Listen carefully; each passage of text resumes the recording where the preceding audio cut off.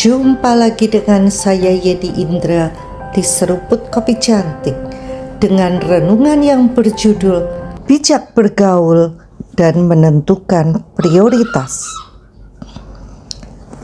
Jauhi orang-orang yang bertindak seperti korban dalam masalah yang mereka ciptakan sendiri. Ada orang-orang seperti itu di dunia ini. Dan beberapa dari Anda tentu mengenal beberapa dari mereka. Namun mereka bertindak seperti korban. Padahal masalah itu mereka yang menciptakan sendiri. Itu adalah gaslighting.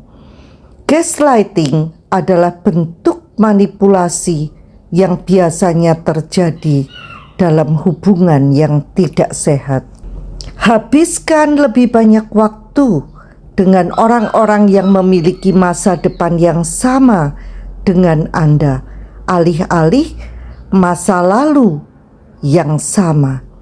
Saya tidak mengatakan untuk menyingkirkan orang-orang itu. Ini tentang prioritas, di mana Anda memberikan persentase waktu yang lebih besar. Kita mengasihi orang-orang yang telah membantu kita untuk bertumbuh. Kita berterima kasih kepada orang-orang itu.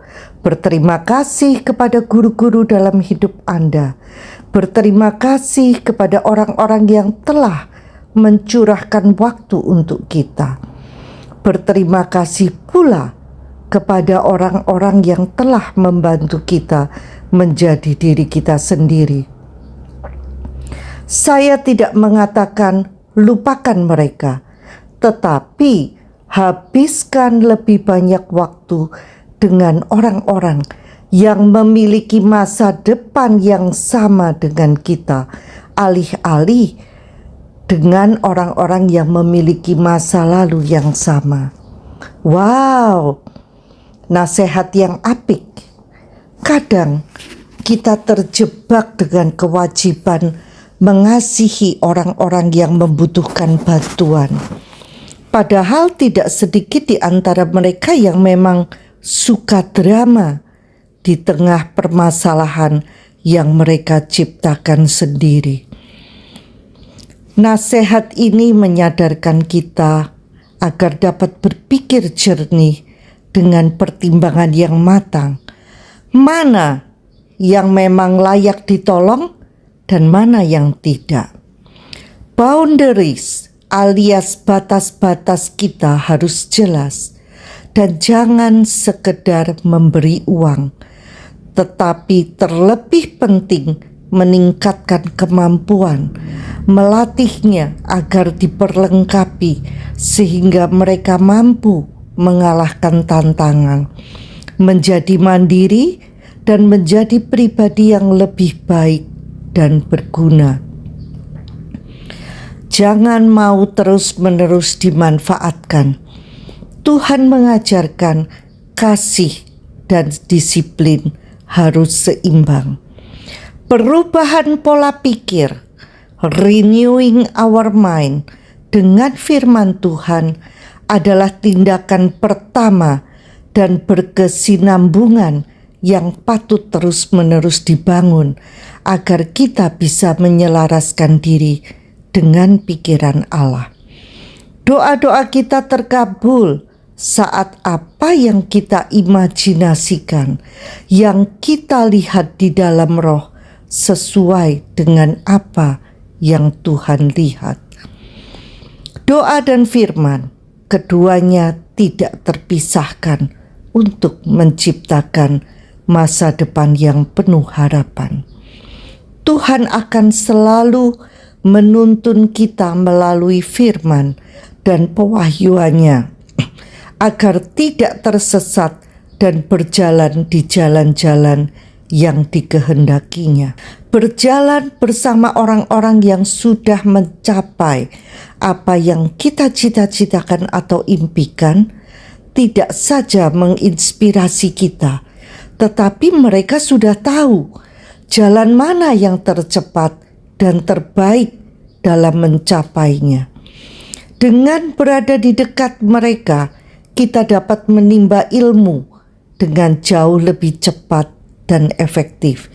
Kita tinggal mengikuti peta jalan kesuksesan mereka. Konon, pembicaraan selama 2 jam dengan orang yang bijak, orang yang ahli di bidangnya, manfaatnya melebihi membaca 2 buku, kata sebuah quotes yang terkenal.